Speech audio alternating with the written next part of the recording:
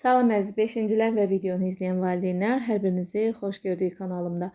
Bugündən etibarən 5-ci siniflər üçün olan Körpü nəşriyyatının Azərbaycan dili kitabındakı qiymətləndirmə tapşırıqlarını həll eləyəcəyik. Başlayaq. İlk mövzumuz səhifə 8-dən başlayır. Sözlərdə sahitlərin yazılışı. Birdə deyir, nöqtələrin yerinə uyğun gələn sahitləri yazın. O yoxsa A. Motor deyirik, amma motor olur. O olur. Dialoqda isə A olur. Operada O olur. Monteur deyirik, amma monteur yazılır. Pianoda A olur. Burada isə A yoxsa Ə. Məruzə olur. Ə.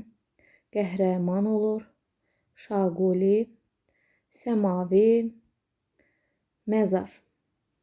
2-də deyir ki, xanalardakı samitlərə toxunmadan incə sahitləri pozub, yalnız qalın sahitləri saxlasaq, hansı rayonumuzun adı alınar? Y samitdir, samitə dəymirik. İncə sahitləri pozuruq. Ə incədir, Ü incədir, Ö incədir, İ incədir, E incədir və Ə incədir. İndi baxaq nə sözü alındı? Y, A, R, D, I, M, L, I. Yardımlı rayonunun adı alındı. 3-də deyir, nöqtələrin yerinə hansı hərflər yazılmalıdır? Sözləri bərpa edib onları cümlədə işlədin.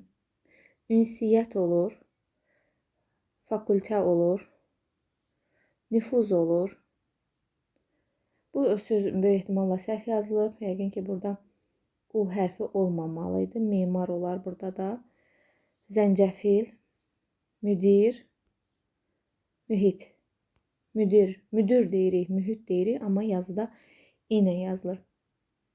İndi deyir, onlar cümlədə işlədin. Mən nümunə olaraq şifahi deyəcəm. Siz öz cümlələrinizi yazsaz, təbii ki, daha gözəl olar. Ünsiyyət, yəni kiminləsə söhbət eləməyə deyilir. Məsələn, deyə bilər ki, onların söhbəti çox maraqlı alındı. Fakültə universitetdə olur, fakültələr olur müxtəlif sahələr üzrə.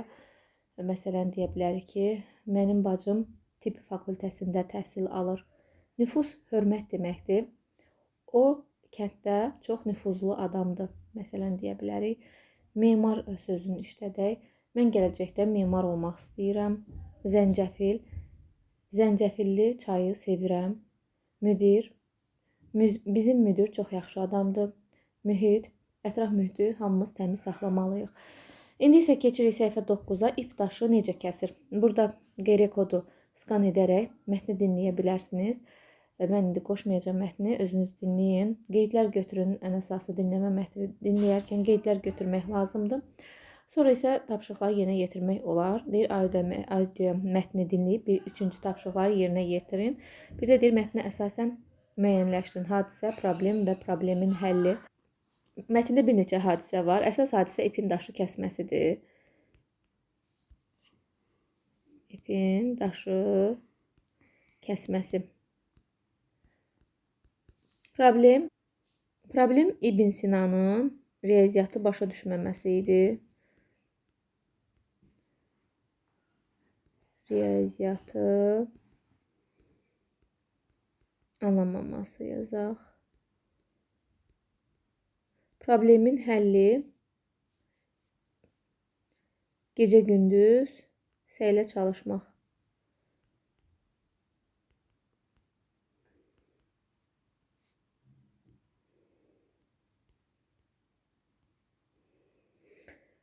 İkinci tapşırığa baxırıq. Deyir, İbn Sinaya aid 3 fakt yaz.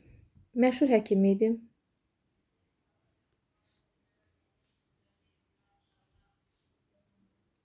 Tibb alimi idi. 500 il onun kitabları oxunub. 500 il Avropada deyir ki, kitabları oxunub.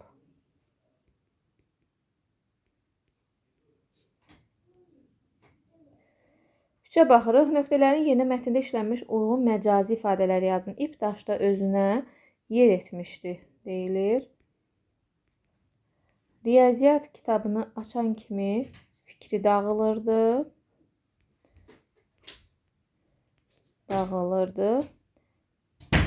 Mənim riyaziyyatı niyə? Orada deyir ki, ip daşı kəsirsə, mənim ağlım niyə riyaziyyatı kəsməsin? 4-də deyir, uğurun sirri mətni ilə ip daşı necə kəsir mətnini müqayisə edin. Hər ikisinin əsas ideyası o idi ki, uğur əzmlə, səbirlə, davamlı çalışmaqla əldə edilir. Keçirik, deməli, səhifə bu 12-dir. Kitab dərslikdə olan mətnlərlə əlaqəli tapşırıqları həlli olmayacaq. Onu özünüzə buraxıram. Orada açıq tapşırıqlarda onları PDF halına salmamışam. Orada mətni oxuyub sonra ona aid tapşırıqları yerinə yetirməlisiniz. Mən daha çox qaydalarına aid tapşırıqları sizə kömək edəcəm. Burada mövzumuz sözlərdə samitlərin deyilişi və yazılışıdır. Bir də deyir, sözlər seçib müvafiq sütunlarda yazın. Yalnız cingiltili samitlər işlənən sözlər, yalnız kar samitlər işlənən və həm cingiltili, həm də kar samitlər. Burada birinci sütun kimi, bura ikinci, bura üçüncü sütun kimi baxsaq, vanna sözündəki hər üç samit cingiltili olduğuna görə bunu biz birinci sütunda yazmalıyıq. Bulut sözündəkilər də hər üçü cingiltilidir. Nəhəng sözündə h kardır. N cingiltilidir. Ona görə həm kar, həm cingiltili var. Stekan sözündə s, t, bunlar kardır. N cingiltilidir. Yəni həm kar, həm cingiltili var. Üçüncü sütuna uyğundur. Nöqtə sözündə n ilə q cingiltilidir. T isə kardır. Bu da 3-ə uyğundur. Kitab sözündə b cingiltilidir. Digərləri kardır. Ona görə bu da 3-ə uyğundur. Telefon sözündə kar da var. L, n, f məsələn, daha doğrusu l, n cingiltilidir, n kardır. Bu da üçüncü sütuna uyğundur. Tort sözündə r cingiltilidir, t kardır. Bu da 3-ə uyğundur. Saxta sözündə deməli z, s kardır. X, ğ, x da kardır. D, t da kardır. Yəni sözlər, hərflərin kar və ya cingiltili olduğunu müəyyən etmək üçün onun qarşılığına baxırıq. Hansı daha çox cingiltili səslənirsə, məsələn, s ilə z bilirik. Qarşılıqlıdır bir-birinə. Z daha cingiltili səslənir, deməli s kardır. Ğ daha çox cingiltili səslənir, deməli x kardır. D daha çox cingiltili səslənir, deməli t kardır. Bunlar hamısı kardır, 2-yə uyğundur. Üfüq sözündə f kardır, q cingiltilidir, 3-ə uyğundur. Qızıl sözündə 3-ü də cingiltilidir, 1-ə uyğundur. İnsanlıq sözündə n cingiltilidir, s kardır. Ona görə 3-ə uyğundur. Xoşbəxt sözündə x kardır. Ş da kardır, amma b cingiltilidir. Ona görə 3-ə uyğundur. Mehriban sözündə m cingiltilidir, h kardır. Hər ikisindən var, 3-ə uyğundur. Həsir sözündə h kardır, r cingiltilidir. Ona görə 3-ə uyğundur. Gəlin sözündə 3-ü də cingiltilidir, g, l-nı. Ona görə 1-ə uyğundur. Evdar sözündə v, d, r 3-ü də cingiltilidir, 1-ə uyğundur. Real sözündə r, l ikisi də cingiltilidir, 1-ə uyğundur. Şəffaf sözündə ş və f hər ikisi kardır. Ona görə 2-yə uyğundur. Limonda l, m, n cingiltili samitlərdir, 1-ə uyğundur. Hikkə sözündə h və k ikisi də kardır, 2-yə uyğundur.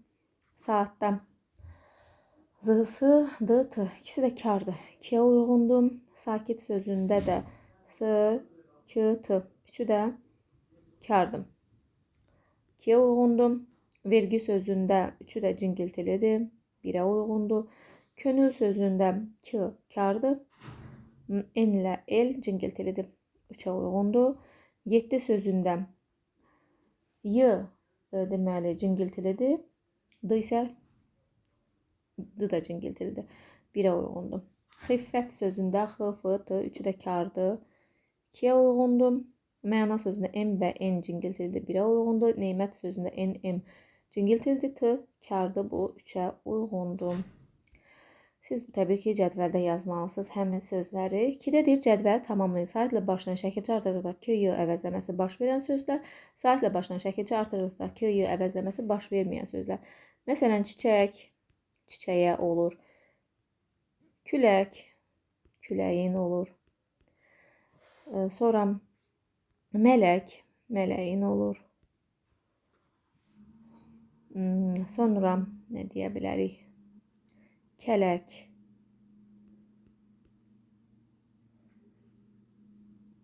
K-yi əvəzləməsi baş verməyən sözlər yazaq. Türk sözündə baş vermir. Türkdə də türk yazacaqdım, tük oldu. Tük də olmur, tükün olur. Türk sözündə də həmçinin. Sonra məsələn bura çörək də yaza bilərik. Çörəyin məsələn olur. K-ya keçir. Çörəyin yazacaqdım. Çörək sözünün özünü yazırıq. Burada iştirak yaza bilərik. İştirakda baş vermir. Malik sözündə məsələn baş vermir. Və s. Üçdə deyir nöqtələrin yerinə uyğun gələn samitləri yazın. Bulaqda, yarpaqdan, qonağın, nitqimiz, işıq, gülümsərkən, anbar, tənbəl, yüngüllük, çələngi, dəftər, tüstü, ədəbiyyat qoşayı olur, sünbüldə də n olur. 4-də deyir ki, sözlərdə kar samiti olan cingiltili qarşılığı ilə kar samiti onun cingiltili qarşılığı ilə əvəz edərkən yaranan yeni sözü müəyyən edib mənalarını izah edin. Bu tar sözünə kar t-dır, onu əvəz etsək olur dar. Dar yəni enli olmayan mənasını izah edin yazıb. Enli olmayan. Tələ olacaq dələ. Heyvan adıdır. Səfər olacaq zəfər, yəni qələbə. Kül olacaq gül, yəni çiçək.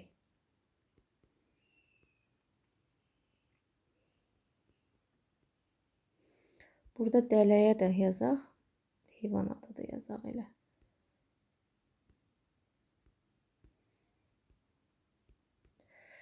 Bəli. Bu qədər bəs edər. Növbəti videoda, növbəti səhifələrin izahları olacaq. Sağ olun, yeni videolarda görüşərik.